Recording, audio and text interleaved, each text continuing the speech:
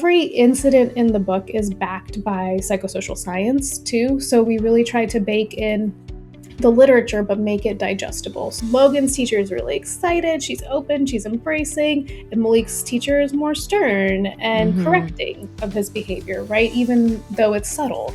From your perspective, how do race, culture, and identity shape children's development much earlier than people expect? And how do those biases, which we'll get into, have a negative effect when it's done so from a young age? Babies, as soon as they're born, are starting to identify what's safe, what's stable, and they do that by categorizing what they see. And that's typical. That's not like we categorize what's good and bad, what's black and white. The same happens with race. So babies are noticing race-based differences as early as 4 to 6 months old. And by the time a child is 2 to 4 years old, they've already developed racial biases. Hey everyone, welcome back to the show. If you are watching this, you are on my YouTube channel. Remember, if you love the podcast, if you love the YouTube channel, you have to subscribe. So many of you creep and watch my shows and watch my videos, but don't subscribe. And I cannot tell you how important that is for the show to continue to grow.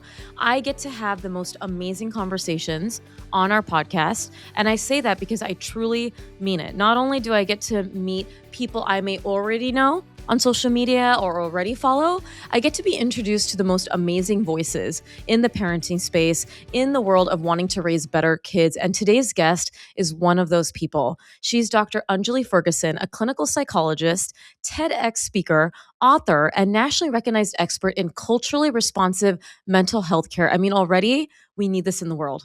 Dr. Ferguson is the founder of Parenting Culture and leads community-focused programs that expand access to timely, equitable mental health services for children and families. Her work centers on how race, culture, and identity shape development and well-being, and how everyday interactions can either reinforce, harm, or build belonging. She's also the co-author of the children's book, An Ordinary Day, which helps families use real-life moments to talk with kids about race, empathy, and most importantly, bias. And she's joining me to talk about all of that, how to talk about race with kids, especially how to talk about bias with kids, and why those everyday moments matter.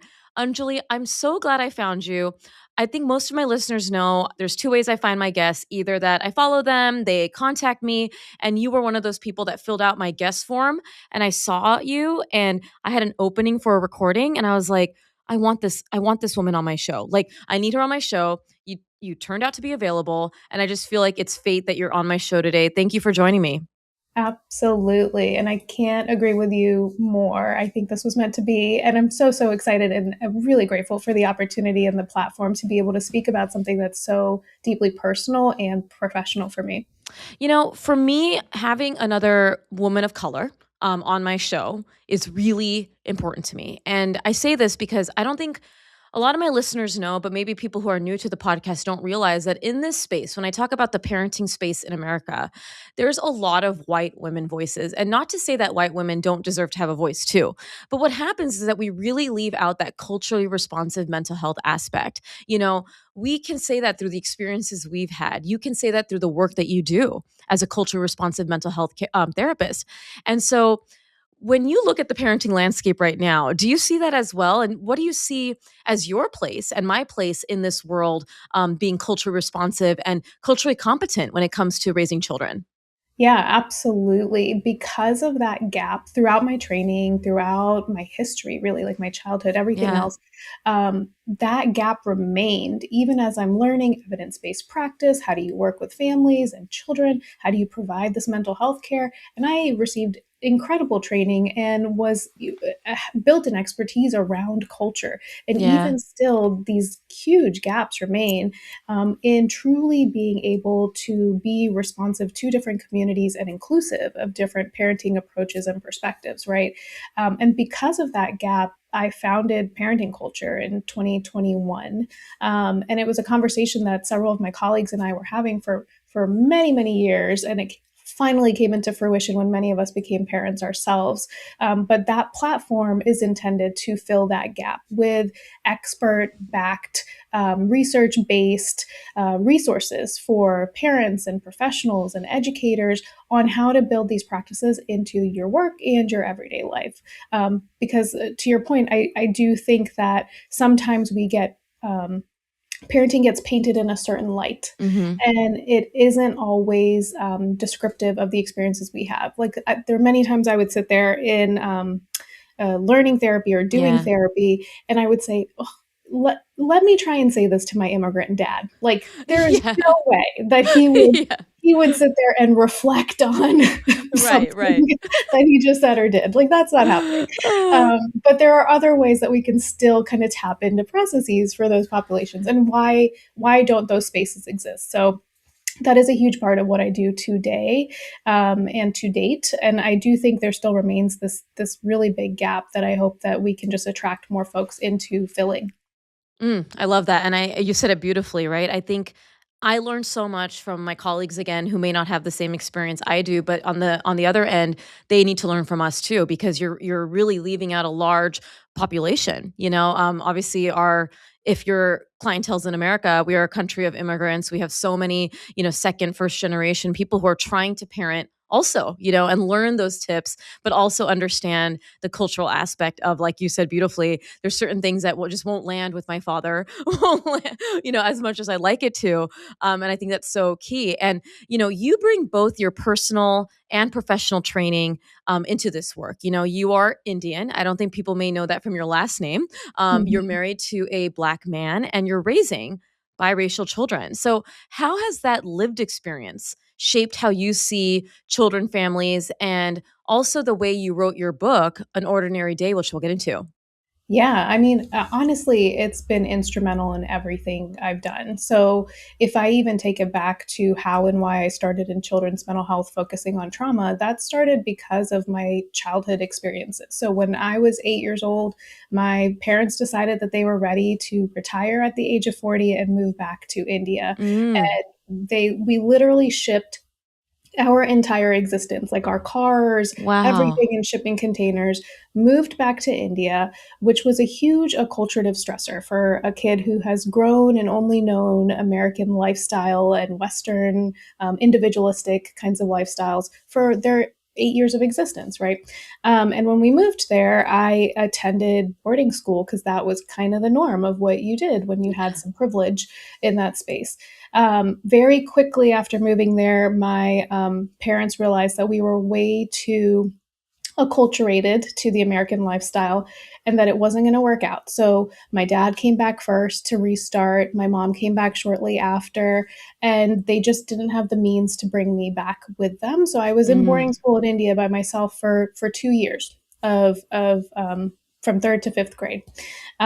Came back, had another acculturative stress experience, reintegrating into American society, right? And throughout all of this, I lived in the greater DC area, which is very diverse, very like racially, phenotypically diverse. yeah. Socioeconomically, we're very privileged in that area, but there are lots of stark contrasts to being raised in an Indian household as a South Asian child compared to my white peers or my Mhm. Black peers, even. And I felt that contrast so deeply. And while I was in India too, I was exposed through the boarding school we attended. We had to do a lot of service related work, so was exposed to a lot of like trauma that I hadn't really ever seen, and that stuck with me too.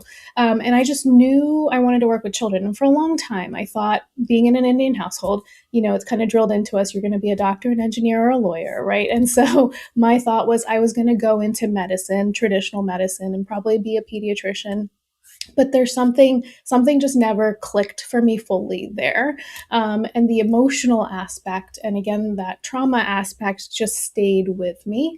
And I started to pursue psychology once I entered undergrad and college, and really delved into parenting and child maltreatment in my research, and culture. Culture was always a big part of it.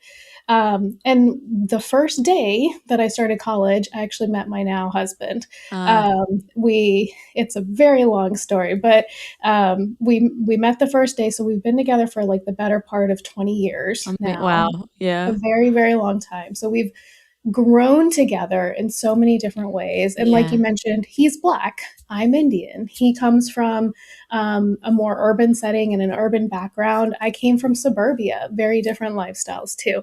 We've done a lot of learning, both explicitly over the years, because we've had to kind of navigate cultural differences and talk about how some things aren't accepted in South Asian communities, and some things are more easily accepted in Black communities. And we navigated that throughout different stages of life. And then in 2015, Michael Brown happened. Mm. And I remember in that moment being really shocked by the response that my Black family members were having to the incident. Mm. I was like blown away. I was enraged. I was like really motivated to start to shift things. And at this point, I had been trained, I had graduated with my PhD, again, really heavily trauma and parenting focused. And it became clear to me that we weren't doing enough in the trauma space to really acknowledge racism and race based traumas, and how that influences and impacts historically marginalized communities like Black and Indigenous communities in this country. Because I'm also seeing those responses like play out in my family Yeah. live in response to this, because their response was what looked like learned helplessness to me at the time. They were just kind of like, why are you surprised? Like, he's a Black Mm. man in America. Of course this would happen. Right. Mm. Um, and I just like, I could like, couldn't understand it in my brain. And that was a bit of an awakening for me to start to go down this relearning process of, I need to relearn everything I thought I knew about systems and racism and how that comes through in everyday life. And really started shifting the trajectory of my work. And then in 2019, we had our first child. And that was another experience that kind of pushed even more learning, because becoming parents, you know, there's this like urgency to try and like fix what's wrong, Yeah. right?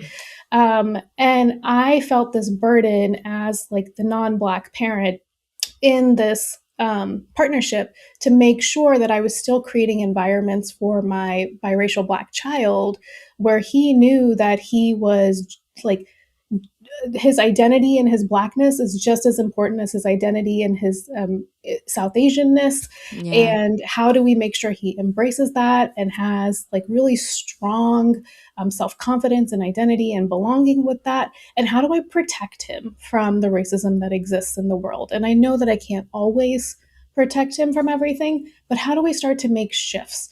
Yeah. And it's crazy because you start to see it impacting your child even when they're young. And one of the things that sparked my husband and I to come up with the idea for the book was, you know, we're out taking our son to extracurricular activities. He was 2 years old at the time, and we live in a city, and most of the city-based there isn't a lot of city-based extracurricular opportunities. So whenever we want to enroll our child in soccer or gymnastics, we have to drive out to the suburbs to do that, Mm. right?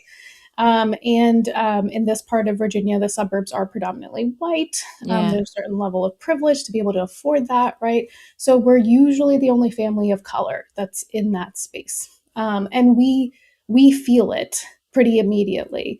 And it was just heartbreaking to me that kids were responding to my child already in the same way that my husband and I have experienced microaggressions throughout, right? So we're at gymnastics when he was 2 years old, and a white child's like literally screaming in fear when he sees my son and running away. Mm. Or people are just coming up and playing with his hair, like thinking they've got the ability to just be that intrusive and just dig their hands Yeah. through his hair, right? Strangers that we don't know. So all of these moments, like we'd always sit there and we'd kind of process and think through it, and we joke about it, and we were basically like, there's nothing that exists for helping families understand how to navigate conversations around race and how to have that with their children, because it's really important for us to start those processes at a young age so that children of color aren't harmed and white children aren't perpetrating or being harmful in the process, right? So that's how the book came to be. I I love your experience. I love your storytelling. That's what I love about this podcast, right? To be able to allow people to share their inspiration. And also what you said beautifully about the fact that you are a South Asian woman, already a minority in a way, protecting your biracial child and protecting his blackness, right? You are doing this dual role of also being an immigrant, having own biases that South Asians deal with, but also dealing with the biases that your black child has to deal with. Did you find that you were equally protective on both, or did you find that you had to protect him more for the blackness? Like, I'm curious how that was raising two, ethnicity of, a Yeah. minority in America, and also black Americans who still are very disproportionately respected, and we know in healthcare, in communities, the not only all the things that we see there, but the bias that exists for them. Yeah, yeah. I would say I feel that I'm more protective of his blackness because anti-blackness is so rampant in Yeah. South Asian communities. And it's something that Yes. my husband experiences to date. Like, again, he's been with me for 20 years, and the blatant, explicit anti-blackness that he experiences and that I experience as a product of it too, is like bewildering, honestly, to where like we're in 2026. But we also know historically how the aunties and how the uncles and Hmm. everybody like to speak in our community, right? There's a lot of social comparison, and that anti-blackness really like drives so many factors. So I do find that I am more protective of his blackness Yeah. in a sense that I'm like much more like boundary setting around it, right? To where we just don't take it, and we're Yeah. very quick to be direct about how it's inappropriate certain behaviors are. I will say when it comes to Black communities, I have felt much more welcomed and embraced in Black communities than I even do in South Asian communities. Hmm. I think folks. I've heard people say, I'm not Indian enough because I married a Black man, right? Yeah. Or I don't understand South Asian mental health because I married a Black man. And, my kids aren't Indian enough because they're part Black. Versus in Black communities, there's so much, like some of my closest friends, some of our closest community members here in Richmond are Black, and we're always welcomed into various spaces. People are always really eager to learn about Indian holidays. Like I love it. we throw a huge Diwali party every year. We throw a huge Holi party every year, and our friends and family who are not Indian come and embrace that wholeheartedly, and they love it and they're curious. And I don't get the same from South Asian community members, right? And that is something that I think we have a lot of work to do internally, and for the last several years has been some of the work that I kind of carve out and do in that South Asian mental health space, is kind of addressing the anti-blackness. But yeah, I think that I answers the think, question. Yeah. yeah, it did. And, I really appreciate that very, vulnerable and personal guidance. And, we, I can connect with you on the South Asian experience, obviously. And I love that you're adding this new perspective because I get to learn, and we'll get into like biases. We'll get into like, the things that I'm just trying to educate myself on, that experience of being a mother to a half Black child, and being married to a Black child. And what you mentioned about the South Asian world, I don't speak my native language, Gujarati or Hindi, very well. I can understand it, but I know Spanish mas mejor the Hindi and Gujarati, like I know it much better. And I see South Asian creators say, like, if you don't know your native language, or if you're not cooking the food, you're not Indian enough. And I'm like, it just feels like, well, where do I belong? And I'm like, I very much am Indian. I love being South Asian. I love celebrating the holidays, but just because I don't do X, Y, and Z doesn't mean, I'm not Indian enough. And I think that's a huge disservice to our communities, whether you are Chinese, Indian, Black, where you don't think people are not Indian enough or Black enough or, Chinese enough if you don't do a certain checklist. Yeah. Now, you are alluding already to your book, and I want to ask you this question before we get into it. So many people think that race and identity come up later, right? That biases are later, not in babyhood or early childhood. And as someone who's so deep on early childhood education and parenting, I can disagree, and I know you do.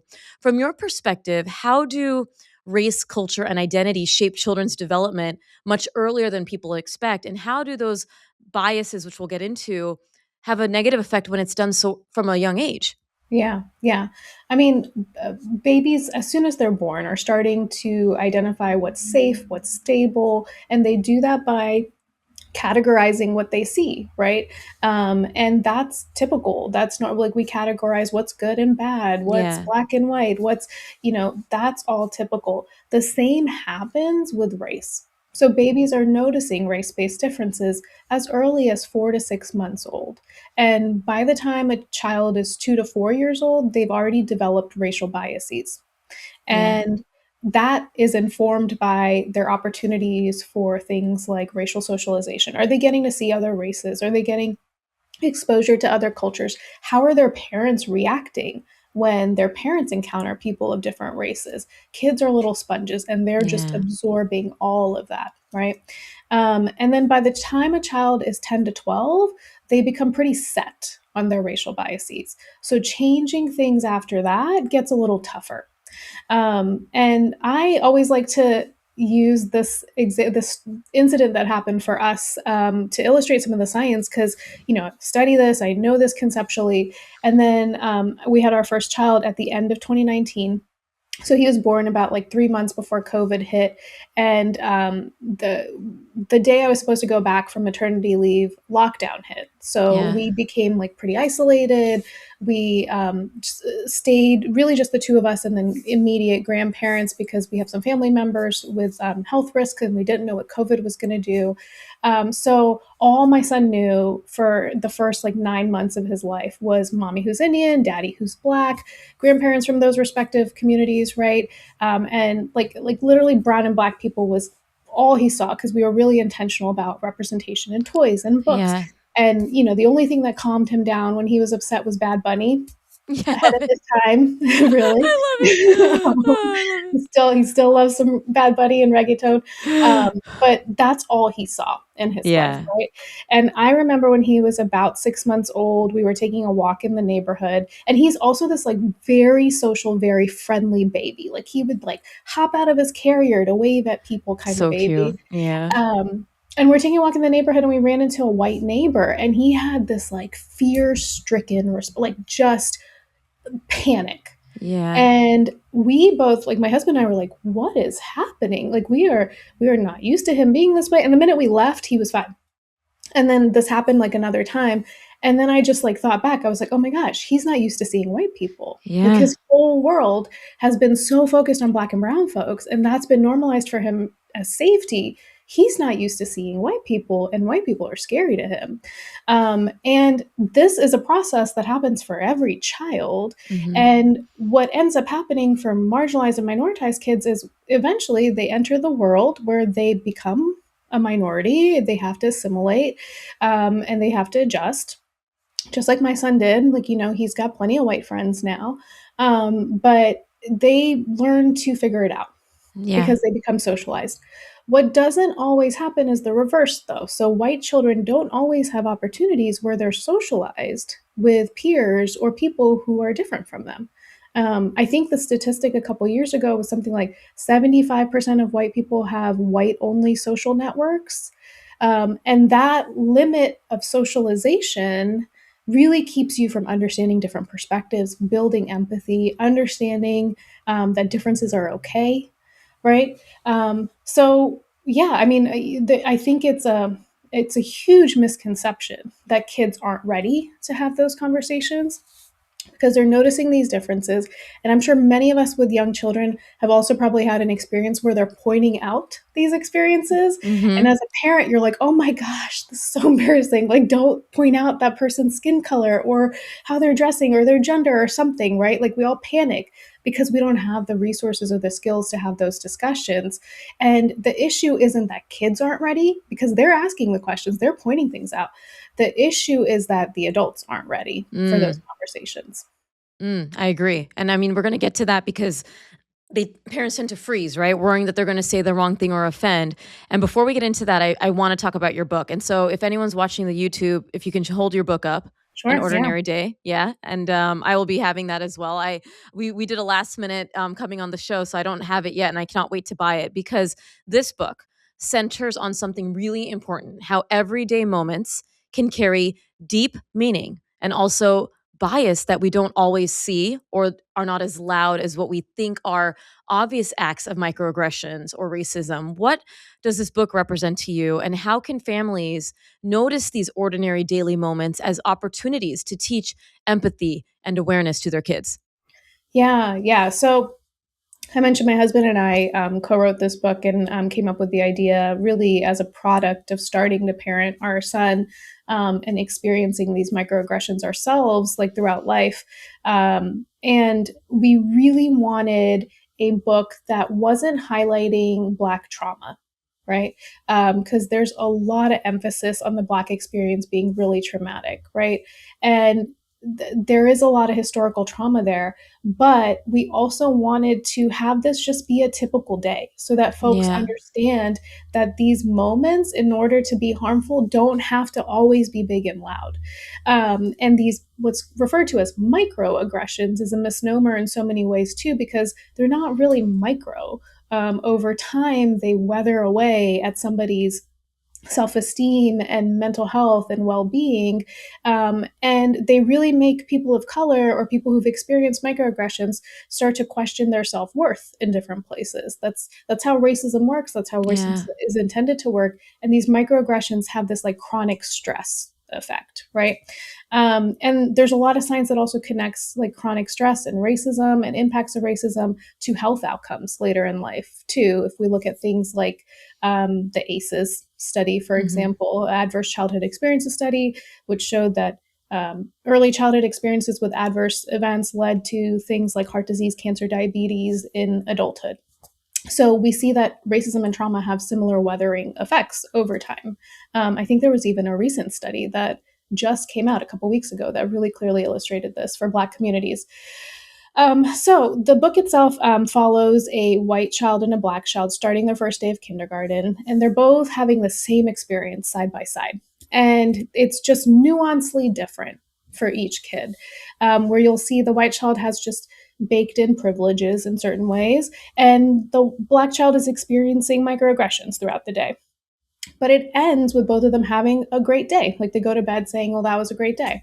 Mm. And again, we just wanted to illustrate that these harms can happen so subtly and not be so like immediately apparent, but they are still worthy of us kind of reflecting on like our role in these systems, how we might be contributing to these harms, and use it as a tool to start conversation with children. It is a picture book, so it's intended to be used with young children, but when we were beta testing it, we were using it with all ages, and we had so many teenagers tell us how eye-opening and helpful it was for them and how it helped Yeah. start conversation with their parents, and they really wished they had resources like this when they were younger. In the back of the book, there are some questions that families can use to spark conversation with their kids, and then even a glossary of terms that they can describe different things like bias or privilege to children. Ooh, I love it. And I think one example that you had in the book, which you shared with me, if you want to share the one about the running, just to give an example for our listeners who are going to buy the book, I need you to buy the book because it's just a phenomenal way, like she said, to show two children side by side. But yeah, about the running one. So just kind of maybe read it for what, or explain it to maybe someone who can't see visually what we're talking about here. Sure. So we have both Malik and Logan running Hmm. into class, ready for their first day. And Logan's running in, and his kindergarten teacher is high fiving him and saying, wow, you're really excited for your first day. And Malik is also running in, but his teacher is saying, slow down. You're really excited for your first day, Mm. right? Same language, Yes, tone though.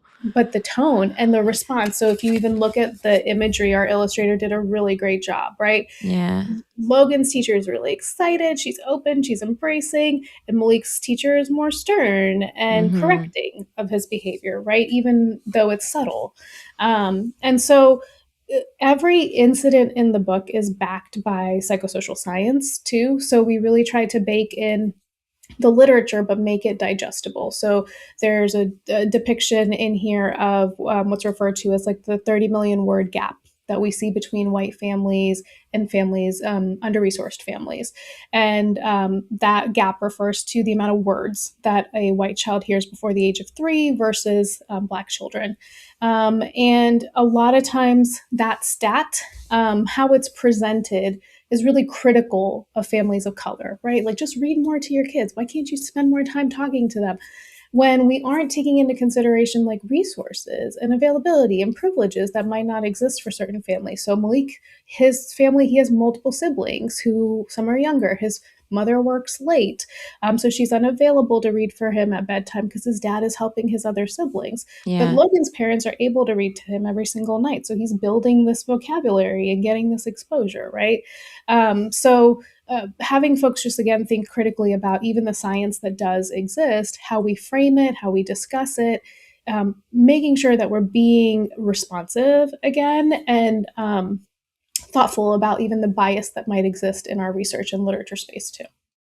I love obviously the science and the support of the entire book and making it tangible. And you said that there's obviously teenagers that are really resonating with it. And one thing that you mentioned, and this could be its own episode, was about chronic stress, racism, and obviously adverse child experiences and how all of that can have a huge effect on health, right? Racism. A lot of my listeners may not be aware of why. They may not have experienced racism. Maybe they haven't, and now we should be educating them on what that means in like the shortest way possible. I know we could do a whole episode. Explain to our listener who may not understand why racism in itself would cause those sort of chronic stress physical outcomes and what the parent of someone like Malik can tell them every night. You said in the book, like they both had a great day, what perceived to be a great day. But of course, Malik experienced those moments that really made it different. How does someone who's raising a child who may be experiencing those micro moments that add up, how can they talk to their child about that to give them that self-worth and that identity that racist remarks can actually, push down? Yeah. I mean, we could probably spend 2 hours talking Yeah, I about know. how racism impacts You're the coming body. back. You just have to come Yeah. back on the show, but yeah. But yeah, I mean, so we have a lot of science about like the impacts of trauma and trauma-based stress on the body. And that has both physiological impacts and emotional impacts, and it impacts our parenting styles and the way we just like interact with the world. But chronic stress over time just weathers away at the body, puts body in fight or flight mode, makes people more hypervigilant. And this can increase things like anxiety, depression, even impulsive behaviors. And then, like I said, all those physical health outcomes also come into play when your nervous system is just under threat all the time. Yeah. Right. And what newer contemporary literature has found is like even things like microaggressions, which again is an incorrect way of even framing them because they're not small for the person who experiences them. Right. Black children experience 5 or more microaggressions a day. And over time, that has like a compounding chronic stress effect. And then Yeah. you add in like large scale, like racist events too, like it really throws your system into shock.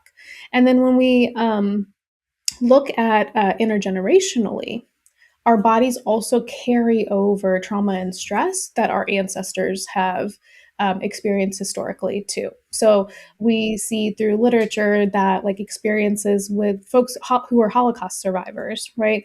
Their children had greater rates of anxiety disorders, PTSD symptoms, and depression than Holocaust survivors themselves.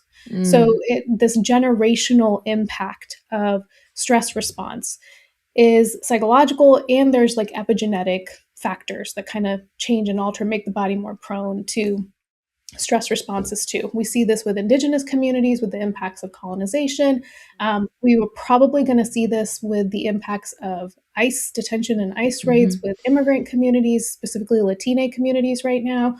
And we see this with enslaved communities like the Black communities here in the United States. And when that has happened for centuries, that's a lot of undoing that we have to rebuild safety and healing around. And we're nowhere near that with everything that we're experiencing currently. So you now like, how do we protect our kids from this? Well, Black scholars and Black families have been doing this process for years. And it's documented in the literature as racial socialization, is what the academic term for it is. But many listeners might have heard it as being referred to as the talk that Black Mm, families have with their kids, mm, right? mhm. Where they basically are preparing their children to know that they're going to experience racism in the world. They're going to experience prejudice in the world, but still like reaffirm and build up Black pride and Black identity, because that is what keeps you connected to community. It's what keeps you grounded and helps you weather through these micro and macro aggressions that you're going to experience. They also know, like, through having these discussions, they can go talk about these things with their family, with their parents. They're going to be validated through that response, right? Not all communities do that. Like, I Yeah. know, like, South Asian communities, we don't ever racially socially socialize our children or have those kinds of conversations. Like, our responses are always like, we don't talk about those things, head in the Yes. sand, like, keep it moving, right? And I think that's a huge disservice A for our whole kids. other episode, my friend. Oh my gosh. Like, I which, agree. I you mean, so know, much to say on that. yeah. But really, that's the way we do it. Is we create Yeah. space. We create space for conversations around race. We prep our kids developmentally appropriately so, and we build up their identity so that they know that they Yeah. belong. And that's something that we have done with like our kids ever since they're little. Like, if you ask my son, "Hey, what are you?" He'll be like, "I'm Black and brown," and he's very like strong and firm in it. And he's like, "Yeah, I get to celebrate the," like, he's just so Yeah. excited about those things, right? And he's experienced microaggressions. He sat me down just the other day. He was like, "Hey, mommy, a couple of the white kids at school were saying some really mean things the other day, out of nowhere. 10 minutes before bedtime is when they like to have these Of conversations, course they do. right?" Deep, meaningful, like, what is life? Yep. Existential And conversations. he was 5 at the time. He just turned 6. Yeah. So he's only 5. He's young. Um, but he already like kind of recognizes and knows, and he comes to me and we talk about it, right? We were out to dinner the other night and he's starting to read, and he saw the restaurant had a sign that said no ice. And he's like, "Why don't they have ice here?" And I was like, "No, baby, like ice is," and we started talking Mm, about immigration reform and immigration enforcement activity. All developmentally appropriate, because you yeah. don't necessarily want to increase anxiety, but you want to give them enough information, follow their lead, because they will ask you what they're ready to hear, and then like support them in knowing that you're here, they're safe. Here's different ways that you can like face this or respond to this, to help prep them so that when they do experience it, they don't feel floored that it happened. I love that. And, we talked about earlier how parents are often worried about saying the wrong thing, right? And it could be from a place of discomfort because they've never been taught on what to say, or a place of like what you had just mentioned, that am I giving them too much information that they're ready for? From just an overarching sort of advice or guidance, what are some things that parents can think about when they are approaching those conversations, especially if they see bias happening, right? So let's say with the ICE raids, or, George Floyd, when that happened, things in the media, or even the small moments on the playground or at the park. How can parents, and I want to also include the parents of kids who aren't kids that are not of color. It's not just the responsibility of the Black moms and the Indian moms and all of us, but let's speak to all these parents on what we can do when we see bias and how we should talk to our kids about it. Absolutely. Yeah. I think all communities need to be having these conversations more. I think Black communities do it well, but every community has learning to do too. I feel very Mhm. firmly about learning about differences, learning about other cultures. There's always room for that. I think folks sometimes feel like, oh, my kid's not going to experience racism because maybe they're white. These aren't necessarily things we explicitly need to have. But I think I alluded to this earlier. Like, if you aren't prepping your kids to develop a understanding of differences and embrace differences, then there is a high likelihood that they may cause harm to a child, knowingly or unknowingly, right? Yeah. With the privileges that they have. So it is important that white families are also being corrective of the behaviors that they're seeing, and when it's happening. It's really important, if you can do it in the moment, to do it in the moment, but that doesn't always happen. And like you said, people freeze up. That's a natural response. What is important is like presence over perfection. is how I think about it, right? Like being present, even if that presence comes later of connecting, of, hey, Yeah. I saw this happen earlier today. How are you feeling? Or how did that make you feel? Or what did you notice? Or if a child comes up to you with questions, instead of dismissing them or pushing them away, just validate that you see that too. Like, yeah, you're right. Their skin is different from ours. People have different skin tones, right? Like just normalize it, make it matter Yeah. of fact. The more we make the conversations feel less anxiety driven and less stressful, then kids are just going to feel more comfortable having those conversations too. And the thought that, like, if we don't address it, like it'll go away, is not true, because kids just fill in the blanks on their own, Yes. right? Oh, So being silent about these things isn't actually benefiting them, because they're going to start to make conclusions themselves, or they're going to pick up conclusions they're learning elsewhere. So I personally would love to like be able to support my child in building kind of some of these judgments and beliefs, and keep it really values driven too. I think that's something everybody can connect on. Like, we want to be kind, we want to be empathic, keep it values driven. And hey, let's say you freeze up. Like, there's moments where I don't even know what to say sometimes when he's catching me off guard, when I'm in the middle of 1,000 tasks or something. Like, I think yesterday we were running out the door and I made a comment to my husband. I don't even remember what the comment was. And a data breach. My husband was talking about how our data has been breached thanks to Doge or something. And I was like, well, everything's breached. And we were having a matter of fact. And my son was like, what is a data breach? And yeah. I was like, What do I need to know? Yeah. yeah. But we're running out the door, and I'm like, I don't know if I have Yeah. to explain this to you. And we later came back to it. So you can always just come back to it later, and you can Yeah. say, I need time to think about this, or I need to go look this up myself, or I need a moment. You can always do that, as long as you circle back and just open up again space for dialogue. That's the most important thing. I love it. And I think, like you said it, that I think parents just feel like they have to be so perfect in parenting and have the right thing to say. But the most important thing that I always say too is that you can always recircle. You can always say, hey, I actually have to learn about that too.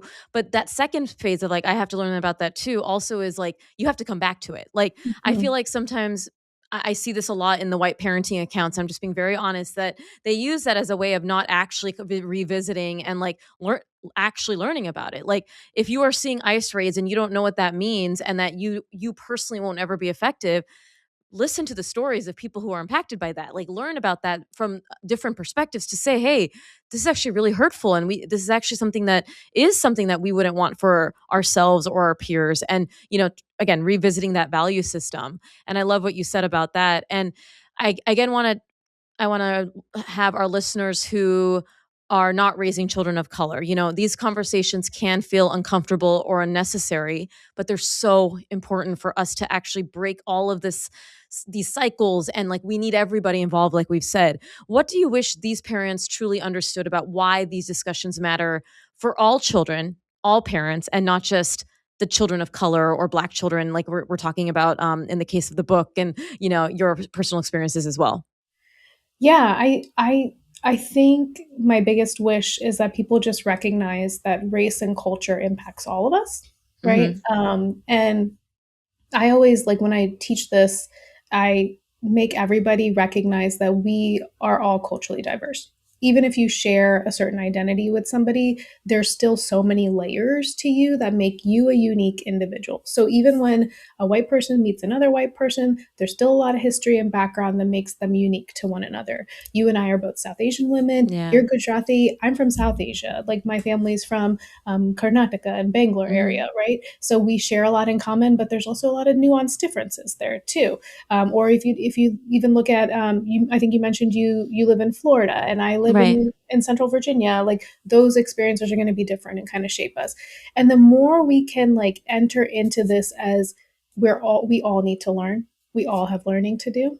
I think that makes us more open to differences, which is where like true empathy and true change starts to happen, because then we're not as guarded and we don't feel as threatened when we encounter differences. And a big part of what we're experiencing right now is because people feel threatened in the face of Hmm. differences.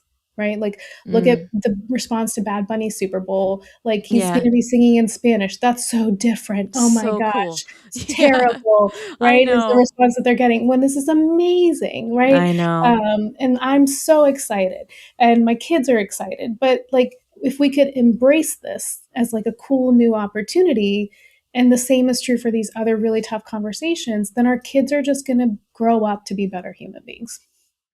I love the embracing of culture. You know, we discussed the fact that An Ordinary Day is an amazing book that I think should be in every library of children.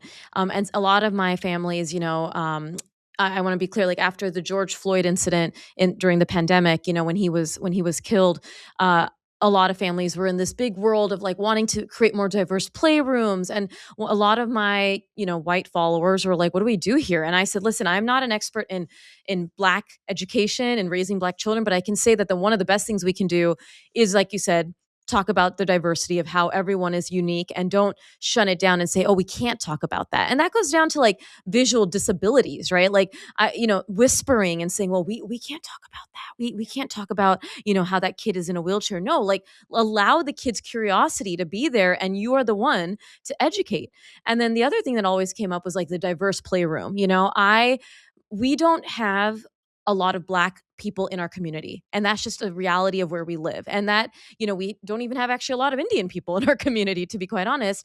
It's really predominantly white. And my son is brown, and he gets the, oh, what's my skin color, and why am I not peach like this other skin tone? And one of the things that we do is diverse dolls, right? We have various color dolls. We have books about diverse hair. I forget. Baby Love is one of the books that has a beautiful African American child with like the hair, the traditional hair, native hair, and it was like a very nice book that we have in our library that my kids get to read. But really diversifying the experience. It's possible even if you don't live in a diverse Yes. area. And then the other aspect brings me to what you just said about the food. Like, I love that my kids eat diverse food, and it's not that I don't have them eat the diverse food only for the fact that it's good for them to eat diversity, but I like talking about the culture, right? Like, Mexican food, Thai food, every food has its own story, has its own flavor palette. And we've done this, and my parents did that for us, so that I grew up being very culturally sensitive. And like, even if I didn't have the answers, I was culturally curious, right? About religions, about culture. And I love being like that. And there's so many people, and I think my community is like this, that they want to be this way, but there's just so much of a large world that just can't get that point. And so I'm grateful that you could come on today. What would be your final uplifting message for not only the people who are in this fight and agree with what me and you are saying, but for also the people who have a hard time and say, well, it's not my responsibility? What would be your final message for both? I would say you're going to mess up. I don't know if that's Yeah. uplifting, but just No, it validate. is uplifting. It You is know, uplifting. Yes. you're going to mess up. I mess up Yeah. all the time still, and I have quote unquote expertise in this. You're going to mess up, and you don't need to be perfect. You don't. I love Um, it. you just need to do it. One of my favorite Yeah. anti-racist quotes is, reading about mountain climbing doesn't make a mountain climber, right? Hmm. So just reading about it, talking about it doesn't actually make us better at these Yeah. processes. We got to live it too. Hmm. And you shared so many really easy, great ways that families who live in more culturally isolated areas could still expose kids to diversity, right? So I think just like starting there, and if you head to parenting culture, there's like a lot of resources there on how families can do that as well. And if people are still interested in having like longer, deeper conversations, folks are always encouraged to reach out, because we'd always support organizations or communities that want to dive deeper into this and develop skills, or be led through it sometimes is helpful too. Mm. I'm so glad you came on the show. Like I said, we came up with maybe like 3 to 4 other topics that we're gonna we're gonna have to bring you back for, and I'm just so excited. Like I said, the last minute way that we recorded this, where I had an opening and you were available, just makes me feel like this conversation just was meant to be. And I learned a lot. Like I said, I'm a perpetual learner, and I always want to be better. And I think I would hope that my listeners do the same. And I'm so glad to cultivate that community. I'm also so excited when I get to introduce my community to amazing people like yourself. So Yeah. tell all of our listeners where they can go to stay connected, whether that's social, the website. You've already sort of alluded to all of it, but I'll be adding all of that to the show notes too. Yeah. I stay pretty active on my professional social Instagram account, which is Dr. and then my first name Anjali Ferguson. Mm-hmm. Um, and then we have an account for parenting culture too, where we share more of the research side of things and the toolkits and practical tools. I have a website, and parenting culture has a website as well. My website is draferguson.com. Parenting culture is parentingculture.org. All the resources are free. The book you can find on Amazon, and those informational sheets are available on both my website and Parenting Culture's websites. But yeah, I would love to stay in touch with folks, love to engage with folks, love to continue having these conversations, because I really think it's necessary and the way we move forward. Absolutely. We have, in order to raise better kids, we have to be better. And so I feel like you just really helped, provide that for my audience. So thank you, because that is the purpose of the show, is to really raise amazing kids that love and don't hate, and just learn to be better humans and better grown-ups, because so many of our world issues could be solved with better parenting, in my opinion. So I agree. thank you so much, Dr. Anjali. And for everyone tuning in, again, thank you for watching on the YouTube channel. If you love this, please share it, subscribe, leave a comment below on how much you love this conversation. And if there's any other topics that you want myself and Dr. Anjali to talk about, please leave that in the comment section as well. And I cannot wait to have another guest and another amazing conversation next time on the Peds Doc Talk podcast. Stay well, everyone.